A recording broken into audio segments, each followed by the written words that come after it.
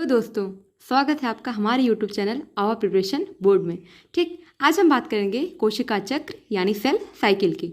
अब यहाँ पे आपको साइकिल के बारे में नहीं पढ़ना है, यहाँ पे आपको सेल साइकिल पढ़ना है, ठीक, जो आपकी ज़िंदगी को चला रहा है।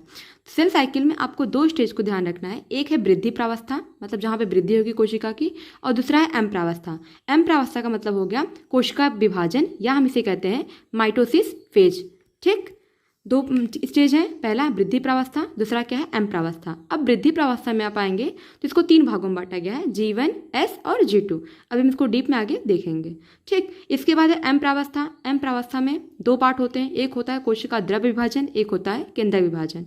ठीक है, आप बचपन से ही जानते होंगे, मतलब बचपन से नहीं, थोड़े बड़े हो गए होंगे, जब 8th में गए होंगे आप तो वहाँ से पता होगा आपको कि जो कोशिका होती है जब उसका आकार बड़ा होने लगता है तो केंद्रक को उसको मैनेज करने में दिक्कत आती है। जब केंद्रक, क्योंकि केंद्रक का आकार बढ़ता नहीं है, कोशिका का आकार क्या होता है, बढ़ता रहता है, तो इस केंद्रक को, क्योंकि ब्रेन ऑफ द सेल है, ठीक, ब्रेन ऑफ द सेल क्या है, केंद्रक ही है ना, तो इसको कोशिका को कंट्रोल करने में, इसको नियंत्रण करने में दिक्कत होती है, जिसकी वजह से खुद को दो पार्ट में डिवाइड कर लेता है। ठीक, तो आपसे क्वेश्चन पूछा जा सकता है कि पहले केंद्रक डिवाइड होता है या फिर कोशिका। तो आपको ध्यान रखना है, सबसे पहले केंद्रक डिवाइड होता है, उसके बाद कोशिका द्रव्य। ठीक, अब आइए समझते हैं इनके फेजेस को। पहला हमने पढ़ा वृद्धि प्रावस्था, इसमें सब वृद्धि होगा, तीन पार्ट है, G1 है, S है और G2 है। अब G1 में क्या होता है, इसको फुल फॉर्म है गैप 1, S से होता है सिंथेसिस, हिंदी में होता है संश्लेषण, और G2 से होता है गैप 2। ठीक, अब G1 में क्या क्या होता है, देखिए हमने वृद्धि की बात की है, तो G1 में सबसे ज़्यादा वृद्धि होती है। ठीक, यानी जो ग्रोथ 1 है या गैप 1 है, इसमें क्या होती है, अत्यधिक वृद्धि होगी। इसमें कोशिकांग की जो संख्या होती है, यानी कोशिका के जितने भी अंग होते हैं उनकी संख्या में क्या होती है, बढ़ोतरी होने लगती है, यानी वृद्धि होने लगती है। अब एस से क्या होता है, एस होता है डीएनए का संश्लेषण, यानी वृद्धि होने के बाद क्या होता है, संश्लेषण होता है। देखिए एस से सिंथेसिस, सिंथेसिस से संश्लेषण, तो याद रहेगा आपको। ठीक, G2 क्या है, गैप 2 है, इसमें क्या होता है, डीएनए, हिस्टोन व तारक केंद्र सब कुछ क्या होते हैं, डबल हो जाते हैं। ठीक, देखो G2 है ना, इसमें जितनी पदार्थ लिखे हुए हैं, चाहे वो डीएनए हो गया, चाहे वो स्टोन हो गया, चाहे तारक केंद्र हो गया, सब क्या हो जाएंगे, खुद का डबल हो जाएंगे। बात इतनी समझ में आई। ठीक, आगे देखते हैं। अब हम बात करते हैं माइटोसिस फेज या कोशिका विभाजन के फेजेज में।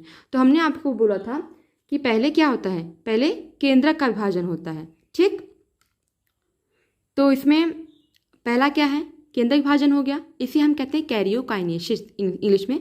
जहाँ पे अगर हम इसको डिकोड करते हैं कैरियोकाइनेसिस को, तो कैरियो मतलब होता है सेंटर, और काइनेसिस मतलब क्या होता है, विभाजन। ठीक, कैरियो मतलब क्या हो गया, सेंटर, और काइनेसिस मतलब विभाजन। इतना समझ में आया। ठीक, अब हमने पहले केंद्रक विभाजन पढ़ लिया, अब क्या होगा इसके बाद, खुद सोचिए, कोशिका विभाजन होगा, पहले केंद्रक का डिवीजन होता है, उसके बाद कोशिका का। अब कोशिका द्रव्य के लिए एक वर्ड है साइटोकाइनेसिस। आप जानते होंगे कि जो कोशिका द्रव्य की स्पेलिंग होती है साइटोप्लाज्म होती है। ठीक, हम शॉर्टकट में साइटो बोलते हैं, यही साइटो में आगे वर्ड क्या लिख दिया है, काइनेसिस, और काइनेसिस मतलब क्या होता है, विभाजन। ठीक, तो ये पूरा सेल साइकिल था, जिसमें आधे फेज पर हमने ग्रोथ को पढ़ा, आधे फेज पर हमने क्या पढ़ा, विभाजन को पढ़ा। ग्रोथ में 3 फेज होते हैं, G1, S, G2, और विभाजन में 2 फेज होते हैं, पहला होता है केंद्रक विभाजन, दूसरा होता है कोशिका विभाजन। हमने आपको भी बता दिया कि विभाजन होता क्यों है, क्योंकि केंद्रक को, कोशिका को कंट्रोल करने में दिक्कत आती है, जिसकी वजह से केंद्रक खुद को दो पार्ट में डिवाइड कर लेता है। ठीक, अब आपसे कुछ इंपॉर्टेंट चीज़ें हैं वो देख लेते हैं। कोशिका में वृद्धि होती है, फिर विभाजन होता है। ठीक, तो आपने ये देख लिया। अब इसमें एक फेज आता है G0, जिसे हम G0 पढ़ सकते हैं। ठीक, या इसे हम शांत प्रावस्था भी कहते हैं। अब इसको शांत क्यों कहते हैं, क्योंकि भाई कोशिका में विभाजन की जब क्षमता नहीं होती है, ठीक, जब ये कोशिका आप खुद को डिवाइड नहीं कर सकता है, देखिए पहले यहाँ से तो एक सेल चलता है, कोशिका एक से स्टार्ट होती है, धीरे धीरे इसमें वृद्धि होती है, जब ये यहाँ पहुँचता है तब ये धीरे धीरे क्या होता है, दो पार्टों में डिवाइड होना स्टार्ट होता है, और लास्ट में जाकर दो पार्ट में यानी दो सेल का निर्माण करता है। ठीक, तो ये क्या हो गया, G0 शांत प्रावस्था, और दूसरा क्या हो गया, कोशिका में विभाजन की जब क्षमता नहीं होती है तो ये जो कोशिका होती है वो सेल साइकिल से बाहर चली जाती है। कहाँ चली जाएगी, बाहर।